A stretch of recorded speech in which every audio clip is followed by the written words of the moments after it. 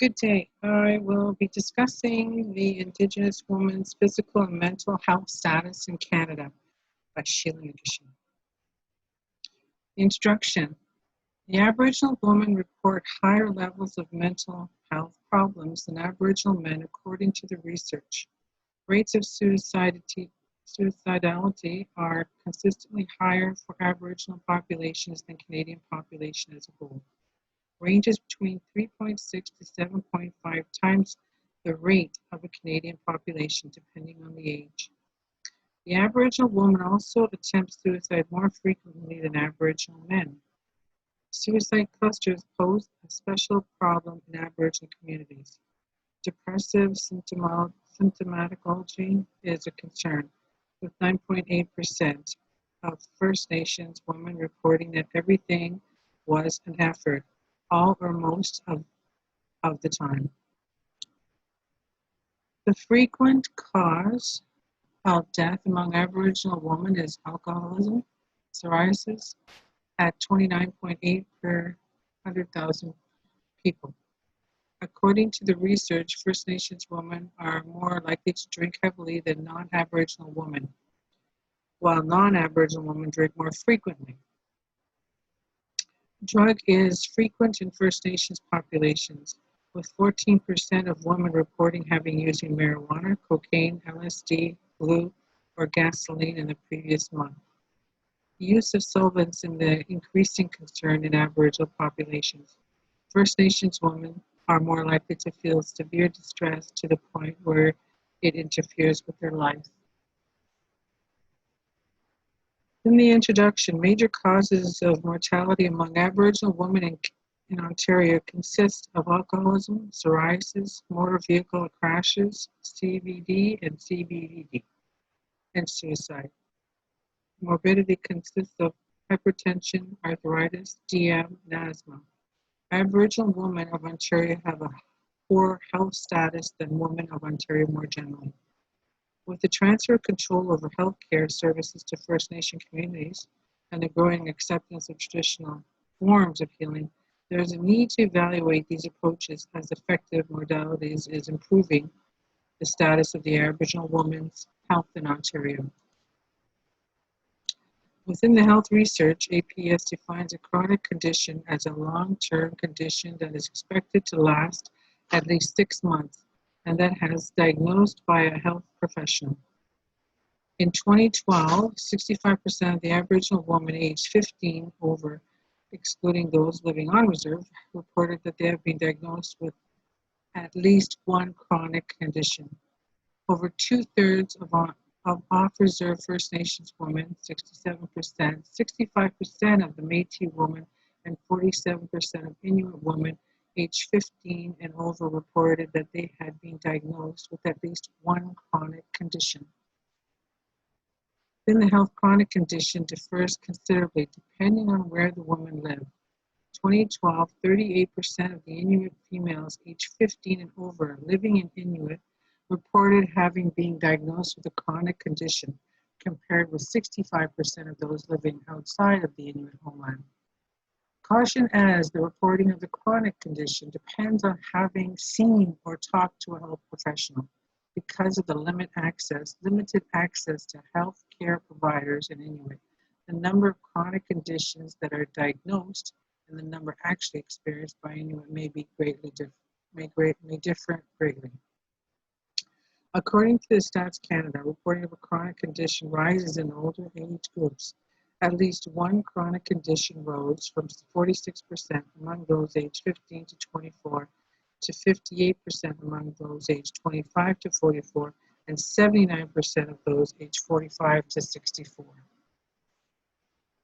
Health, 89% of the Aboriginal women aged 65 and over have been diagnosed with at least one condition by a health professional. 92% of off-reserve First Nation women aged 65 and over report at least one chronic condition, as did 86% of Métis women and 87% of Inuit women. According to the data from 2012, APS, 17% of off-reserve First Nation women and 16% of Inuit women and 15% of Métis women aged 15 and over experienced a time when they felt they needed health care but did not receive it, compared to 13% of the Aboriginal women. Among those women who did not receive care, the most common reasons given by off-reserve First Nation women and Métis women, waiting time was too long, 25% and 26% respectively, as well as cost, 21 to 28 respectively. For Inuit women, the most common reasons were that care was not available in their area, 25%, followed by cost, 27%. Diabetes. According to the Aboriginal women's physical and mental health status, diabetes has reached an epidemic portions in Aboriginal communities. Northern Ontario, approximately 7% being diagnosed with type 2 diabetes. Aboriginal women who live in the Aboriginal communities have 5 times greater risk of death than diabetes than Canadians, nationally women who are diagnosed with diabetes at an early age than men. In the remote community of Sandy Lake, DM prevalence reaches over 17% in residents over the age of 10. Through oral glucose tolerance surveys, the prevalence reached as high as 25% among adults in that community and 150% among women aged 50 to 64 years. And now type 2 diabetes is being diagnosed in young children in Aboriginal communities in Northern Ontario. Arthritis.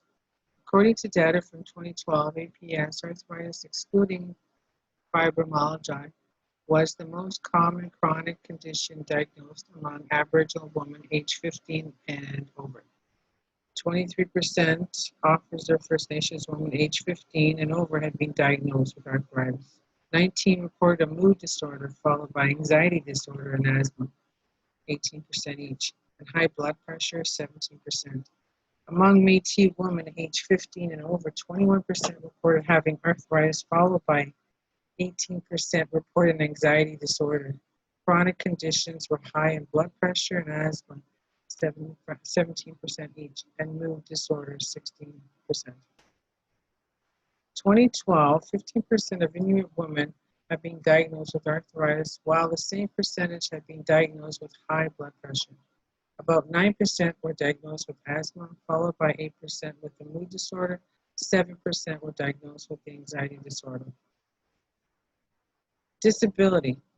Data from the 2012 Canadian Survey on Disability, CSD, provide a glimpse into disabilities and limitations for the Aboriginal population.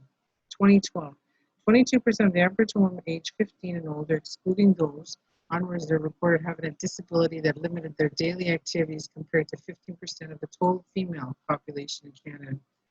Disability rose with age, both in the Aboriginal and the total female population among 15 to 24 years old.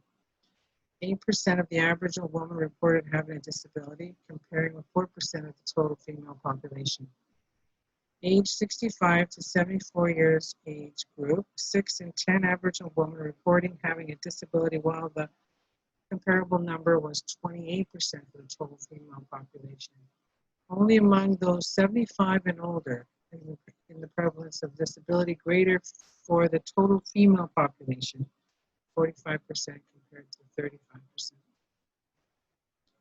Suicide rates are consistently higher for the Aboriginal population than for any Canadian population as a whole, increasingly the occurrence over the teenage years and peaking around the age 23 to 25. Adolescent women who are status Indians are 7.5 times more likely to commit suicide than adolescent women in the total Canadian population. 20 to 29 years old range, the suicide rate for female status Indians is 3.6 times the rate for all Canadian women. Both Aboriginal and non-Aboriginal populations, men make complete suicide more frequently than women, but women attempt suicide more frequently than men. Suicide clusters pose a special problem in Aboriginal communities. Suicide, according to the 2012 APS, 22% of Aboriginal women aged 18 and over have seriously considered suicide in their lifetime. percentage higher than 12% reported in the non-Aboriginal female population. 2012, almost a quarter of First Nations women living off reserve, age 18 and over, had seriously considered suicide in their lifetime. Not significantly different from First Nations men, 18%. First Nations women who had ever considered suicide, 24% had done so in the last 12 months. Métis women, 21% had ever considered suicide, a significantly higher number than the 14 reported by Métis men. Métis women who reported ever considered suicide, 22%, did so in the past 12 months. 1 in 4, 23% of Inuit women ever considered suicide, a proportion not different from Inuit men. 27% of the Inuit women who had seriously considered suicide had done so in the previous 12 months. Cancer. Data on the frequency of cancer in all persons registered as status Indians in Ontario between 1968 and 1991 were collected by the Cancer Care Ontario. Age standardized incidence of all cancer types was found to be 28% lower in Aboriginal women than in the Ontario population. Cervical cancer occurred 73% more often in Aboriginal women, which may result from less access to screening services. Gallbladder cancer was found to be more than twice as common. The Aboriginal women have a lower incidence of cancer of the colon-related problems than their non-Aboriginal counterparts. Smoke. Many health risks of smoking includes heart disease, oral and lung cancer, emphysema, and bronchitis. But 2012, 3 in 10 Aboriginal women aged 15 and over, excluding those living on reserve, were daily smokers compared to 16% of the non-Aboriginal female population. According to 2012, over half of 53% of Inuit women were daily smokers, while 29% of off-reserve First Nations women and 27% of Métis were also daily smokers. Inuit, 62% of Inuit women were daily smokers compared to 32% of Inuit outside Inuit. Alcohol. Based on the data of 2012 APS, more than 1 in 4 Aboriginal women had not consumed alcohol in the past 12 months. 29% of the First Nations women living off reserve, 24% of Métis women, and 36% of the Inuit women had not consumed alcohol in the past 12 months. Inuit women living in Inuit were more likely than Inuit women living outside Inuit to report non-consumption of alcohol, 45% versus 18%. Alcohol-heavy drinking, which is defined as having 5 or more drinks on a single occasion, at least once a month, linked to many health and social problems, including cancer, liver cirrhosis, fetal alcohol, FASD, motor vehicle accidents, family disruption, and violence. According to the data from 2012, 1 in 4 Aboriginal women aged 15 and over reported heavy drinking compared to 17% for the non-Aboriginal women. Over a quarter, 27% of off-reserve First Nations women aged 15 and over reported heavy drinking, significantly less than 44% of First Nations men who reported such health behavior. Métis women, 21% reported heavy drinking, significantly different from 39% of Métis men. Moreover, 35% of the Inuit women reported heavy drinking and compared with more than 4 in 10, 41% of Inuit men.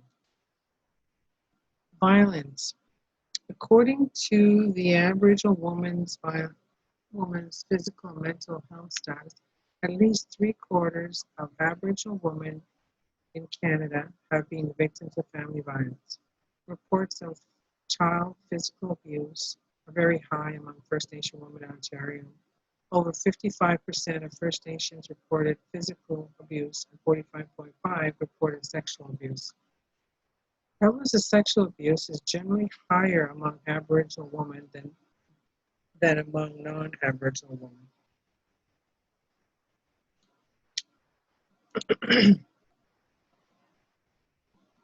Studies show that Aboriginal women are more likely to experience more severe forms of violence than non-Aboriginal Canadian women.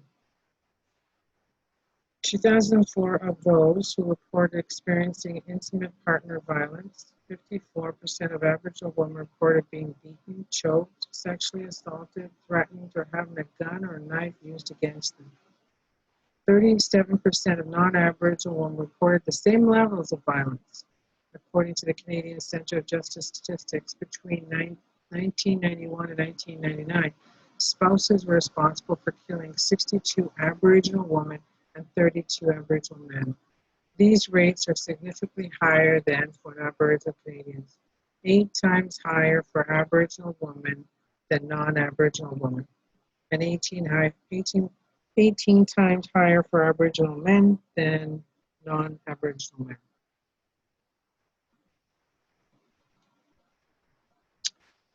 Violence effects of intimate partner violence on mental health, while experiences of physical and sexual violence can be extremely painful. The psychological impacts of abuse are often the worst.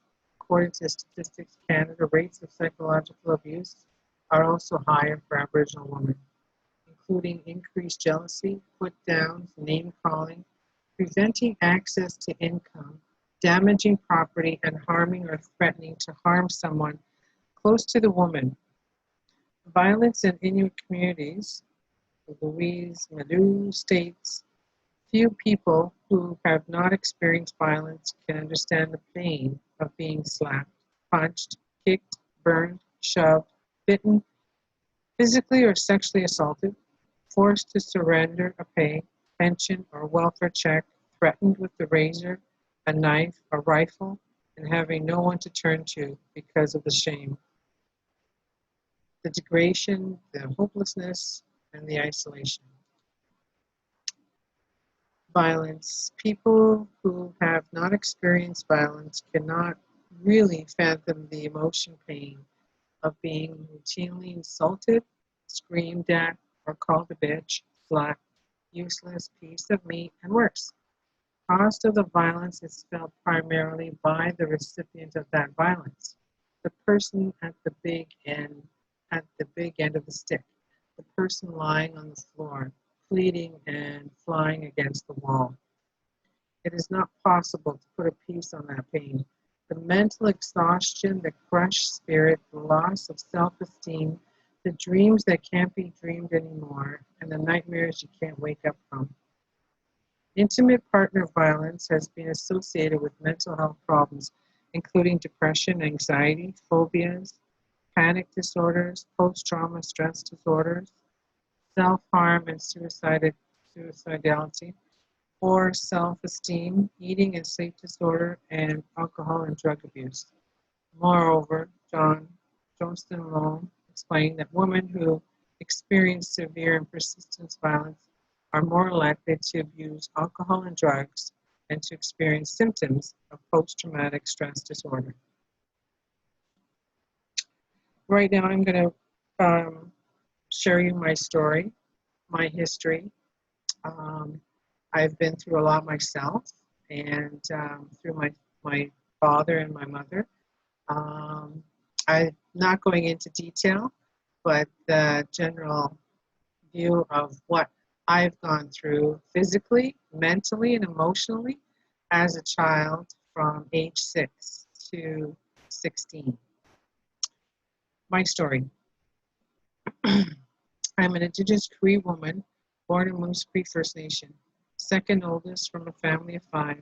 Both my parents were born and raised in Moose Factory.